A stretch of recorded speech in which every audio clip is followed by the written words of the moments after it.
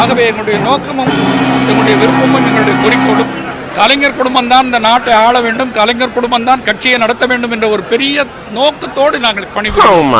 நாங்கள் கலைஞரின் அடிமைகள் என்று சொல்வோமே, அதுபோல கலைஞரின் குடும்பத்தில் இருக்கிற அத்தனை பேருக்கும் கழகத்தின் சார்பில் உழைக்கின்ற கொத்தடிமைகளை சொன்னால் கூட கவலை இல்லை, நாங்கள் அடிமைகள் தான். திராவிடம் என்பது ஆரியத்துக்கு எதிர்ப்பதை மட்டுமல்ல, ஆரியத்தை பதம் பார்க்கிற சொல். அவங்களுக்கு தலைவர் கலைஞருடைய முழக்கத்தை நான் நினைவுபடுத்த விரும்புகிறேன். கட்டை விரலோ தலையோ காணிக்கையாக இந்நாள் எவனும் கேட்டால் பட்டை உரியும் சுடுகாட்டில் அவன் கட்டை வேகும். இந்த முழக்கத்தை நிலைநாட்டத்தான் திராவிட மாடல் இருக்கு.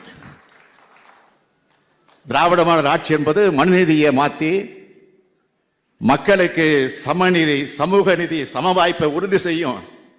நீ சொன்ன வாக்கியத்தை தஞ்சாவூர் கோயில் கல்வெட்டுல வெட்டி வச்சிட்டு பக்கத்திலேயே நீ உட்கார்ந்துக்க. உனக்கு பின்னால வர்ற சந்ததிகள் அதை பார்த்து படிச்சு தெளிவா நடந்துக்குவாங்க.